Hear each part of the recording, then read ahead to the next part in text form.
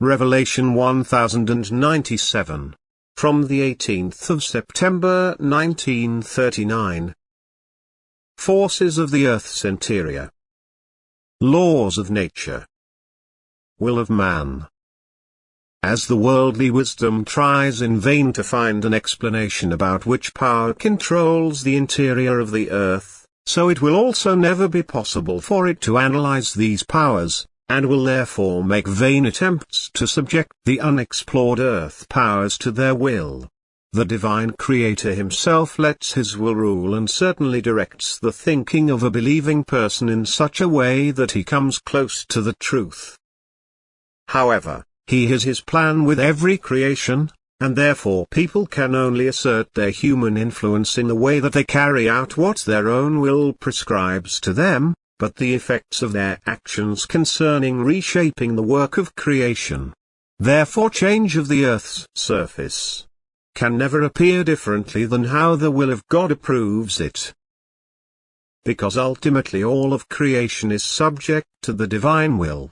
Only man's acting and thinking is free. Therefore, all thinking, which does not have deep faith as a basic condition, must remain without final result. Man will always only search and seek with such thinking, but never come to the right result.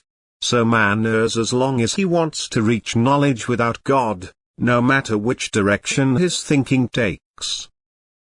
Man's intellectual knowledge is truly too small to explore the forces of the earth's interior, because these forces, which are of pure spiritual origin, even if still standing for the most part in the beginning of their development, are so enormous and only banished by the will of God, that is forced to limit their urge to activity, because the power of these unredeemed beings would be enough to destroy everything, if they were allowed free activity.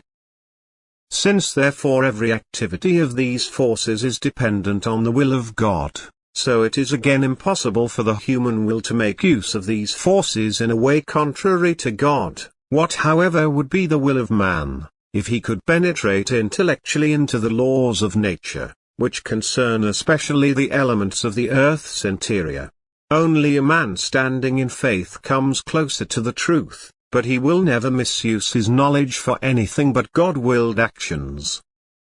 Nothing is without sense in the creation, and so also the forces in the earth will have to fulfill their purpose then if it corresponds to the divine will. All these forces, however, are subject to the same law, which first of all aims at the preservation of the created. But if these forces express themselves destructively, then also that the divine will is at work, and neither an opposing force nor human will is the cause of such work, but both only insofar indirectly, as they have provoked that moment, through joint work against the will of God.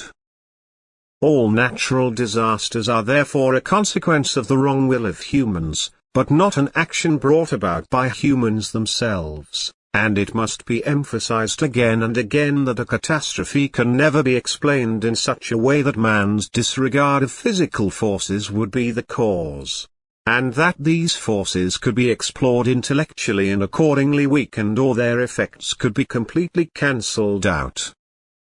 Amen.